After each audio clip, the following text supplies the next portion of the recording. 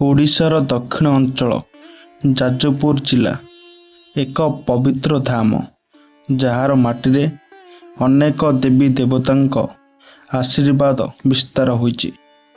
ଏଠି ଅବସ୍ଥିତ ଅଛି ଏକ ଅତି ପୌରାଣିକ ଓ ଶକ୍ତିମୟ ମନ୍ଦିର, ସପ୍ତମାତୃକା ମନ୍ଦିର। ପୁରାଣ ଅନୁଯାୟୀ ସପ୍ତମାତୃକା ଅର୍ଥାତ୍ 7 ଜଣ ଦେବୀ। ସେମାନେ ହେଉଛନ୍ତି ବ୍ରାହ୍ମୀ, ମହେଶ୍ୱରୀ, କୌମାରୀ, ବୈଷ୍ଣବୀ, ବାରାହୀ, ଇନ୍ଦ୍ରାଣୀ ଓ ଚାମୁଣ୍ଡା। ଏହି 7 ଦେବୀ ଶକ୍ତିର 7 ରୂପ, ଯେଉଁମାନେ ଅଧର୍ମ ଓ ଦୁଷ୍ଟ ଶକ୍ତି ବିନାଶ ପାଇଁ ପ୍ରକଟ ହୋଇଥିଲେ। ଯାଜପୁରର ସପ୍ତମାତୃକା ମନ୍ଦିରରେ ଏହି 7 ଦେବୀଙ୍କୁ ଏକ ଶକ୍ତି ରୂପରେ ପୂଜାଯାଏ। ଏଠି ଦେଖିବାକୁ ମିଳେ ଦେବୀମାନଙ୍କ ଶିଳାମୂର୍ତ୍ତି, ଯାହିଁରୁ ଦିବ୍ୟ ଶକ୍ତିର ଆଭାସ ହୁଏ। ପ୍ରତିବର୍ଷ ନବରାତ୍ରି ଓ ଚୈତ୍ର ମାସରେ ଏଠି ବିଶେଷ ପୂଜା ଓ ଯାତ୍ରା ହୁଏ। ଦେଶର ବିଭିନ୍ନ ଅଞ୍ଚଳରୁ ଭକ୍ତମାନେ ଏଠାକୁ ଆସନ୍ତି ଓ ଶାନ୍ତି, ଶକ୍ତି ଓ କୃପା ପ୍ରାପ୍ତ କରନ୍ତି। କୁହାଯାଏ, ଯିଏ ନିଷ୍ଠା ଓ ଭକ୍ତି ସହିତ ଏଠି ଦେବୀଙ୍କୁ ପୂଜେ, ତାଙ୍କ ଘରେ ଶକ୍ତି, ସମୃଦ୍ଧି, ଶାନ୍ତି ନିଶ୍ଚିତ ହୁଏ। ଯାଜପୁର ସପ୍ତମାତୃକା ମନ୍ଦିର ଏକ ଶକ୍ତିପୀଠ, ଏକ ଦେବୀ ମନ୍ଦିର, ଦିବ୍ୟ ଶକ୍ତିର କେନ୍ଦ୍ର, ଯେଉଁଠାରେ ଦେବୀ ସତ୍ୟର ରକ୍ଷା ପାଇଁ ଆଜି ବି ବିରାଜମାନ। ଏହି ସପ୍ତମାତୃକା ମନ୍ଦିର କେବଳ ଏକ ଧାର୍ମିକ କେନ୍ଦ୍ର ନୁହେଁ, ବରଂ ଏହା ଭକ୍ତି ଓ ଚମତ୍କାର ଏକ ଜୀବନ୍ତ ଶକ୍ତିପୀଠ। ମା ସପ୍ତମାତୃକା ମାତୃ ଶକ୍ତିର ଏକ ଜୀବନ୍ତ ରୂପ। ସେ କେବଳ ଦେବୀ ନୁହେଁ, ସେ ଭକ୍ତଙ୍କ ଆଖିର ଲୁହ ପୋଛୁଥିବା ମାତୃ ରୂପିଣୀ। ମା ଜୀବନରେ ଆଲୋକ ଦେଉଥିବା ଶକ୍ତି। ମାଙ୍କ ପାଖକୁ ଗଲେ ଶାନ୍ତି ମିଳେ, ହୃଦୟ ହୁଏ ନିର୍ମଳ। ଚାଲନ୍ତୁ ଆମେ ମଧ୍ୟ ମାଙ୍କ ଚରଣ ଧୋଇ ଭକ୍ତି ସହ ପ୍ରାର୍ଥନା କରିବା।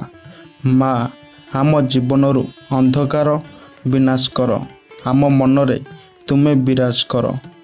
ସପ୍ତମାତୃକା ମନ୍ଦିର ମାନେ ଶକ୍ତି ଓ ଶାନ୍ତିର ମନ୍ଦିର। ଏଠି ଆସି ଲୋକେ ମାଙ୍କ ପାଖରେ ପ୍ରାର୍ଥନା କରନ୍ତି, ଆଶୀର୍ବାଦ ମାଗନ୍ତି। କିଏ ଭଲ ନିମନ୍ତେ ଆସନ୍ତି, କିଏ ଦୁଃଖ ନେଇ। ସମସ୍ତେ ମା ପାଖରୁ କିଛି ନା କିଛି ନେଇଯାଆନ୍ତି। ମା ମାନେ କେବଳ ମୂର୍ତ୍ତି ନୁହେଁ, ସେ ହେଉଛନ୍ତି ଭକ୍ତିର ଶକ୍ତି। ଆଉ ଯେଉଁ ଭକ୍ତ ଶୁଦ୍ଧ ମନରେ ଡାକେ, ମା ତାଙ୍କ ଜୀବନର ଅନ୍ଧକାରକୁ ଆଲୋକରେ ବଦଳାନ୍ତି। ସପ୍ତମାତୃକା ମାନେ 7 ଦିଗର ରକ୍ଷା କରନ୍ତି, ପୂର୍ବ, ପଶ୍ଚିମ, ଉତ୍ତର, ଦକ୍ଷିଣ ଏବଂ ଅନ୍ୟାନ୍ୟ। ସେମାନେ ଆମ ସବୁ ଦିଗକୁ ଆଶୀର୍ବାଦ ଦେଇ ରକ୍ଷା କରନ୍ତି। ଜୀବନ ଯେଉଁଠି ହାର ମାନେ, ସେଠି ମା ଶକ୍ତି ଦିଅନ୍ତି। ମାଙ୍କ ନାମ ହେଉଛି ମନର ଔଷଧ। ଚିନ୍ତା, ଭୟ, ଦୁଃଖ ସବୁ ହରିଯାଏ। ଭକ୍ତ ଆଖିର ଲୁହ ମା ପାଇଁ ପୂଜା ଫୁଲ ହୁଏ।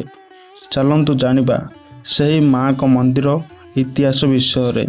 ଓଡ଼ିଶାର ଦକ୍ଷିଣରେ ଅବସ୍ଥିତ ଯାଜପୁରଠାରେ ସପ୍ତମାତୃକା ମନ୍ଦିର ଅବସ୍ଥିତ। ଏହି ମନ୍ଦିରରେ ପୁରାଣ ବର୍ଣ୍ଣିତ ହିନ୍ଦୁ ଦେବୀ ସପ୍ତମାତୃକା ପୂଜା ପାଆନ୍ତି। ଦେବୀ ସପ୍ତମାତୃକା ଶକ୍ତିର 7 ରୂପ। ପୌରାଣିକ କଥା ଅନୁସାରେ ଶୁମ୍ଭ ଓ ନିଶୁମ୍ଭ ରକ୍ତପାତ ସମୟରେ ଦେବୀ ଦୁର୍ଗାଙ୍କ ଶରୀରରୁ ଜନ୍ମ ନେଇଥିଲେ।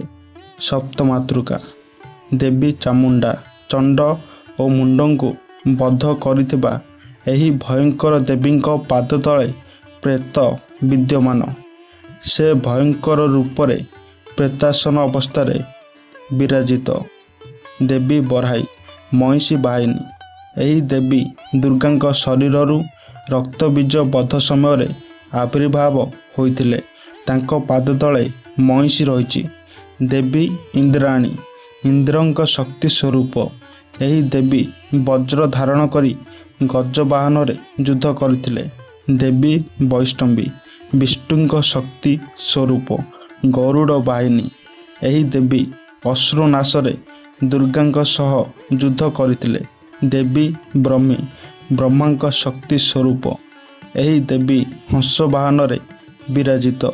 ଦେବୀ କୌମାରୀ କାର୍ତ୍ତିକଙ୍କ ଶକ୍ତିର ରୂପ ଧାରଣ କରି ମୟୂର ବାହନରେ ଯୁଦ୍ଧ କରୁଥିବା ଏହି ଦେବୀ ଯୁବତୀ ରୂପରେ ଅତ୍ୟନ୍ତ ଶୂରବୀର।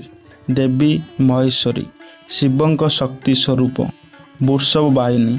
ଦେବୀ ନରସିଂହ ଭୟଙ୍କର ନରସିଂହ ରୂପ ଧାରଣ କରିଥିବା ଏହି ଶକ୍ତି ଅସୁର ବିନାଶରେ ଶକ୍ତିଶାଳୀ ଭୂମିକା ନିଭାଇଥିଲେ। ଏହି ସପ୍ତ ଦେବୀମାନେ ଦେବୀ ଦୁର୍ଗାଙ୍କ ଦିବ୍ୟ ଶକ୍ତିର ବିଭିନ୍ନ ଅଂଶ, ଯେଉଁମାନେ ଅସୁର ବିନାଶ କରି ଧର୍ମ ସ୍ଥାପନ କରିଥିଲେ।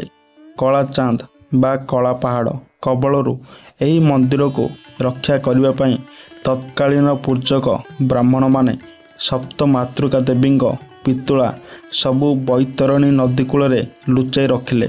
ପରବର୍ତ୍ତୀ ସମୟରେ ଯାଜପୁରର ଉତ୍କଳୀୟ ବ୍ରାହ୍ମଣମାନେ ଏହି ପ୍ରତିମା ସବୁର ପୁନରୁଦ୍ଧାର କରିବା ସହ ଦେବୀମାନଙ୍କ ପୂଜା ଅର୍ଚ୍ଚନା କରିବା ଆରମ୍ଭ କଲେ। ଜୟ ମା ସପ୍ତମାତୃକା।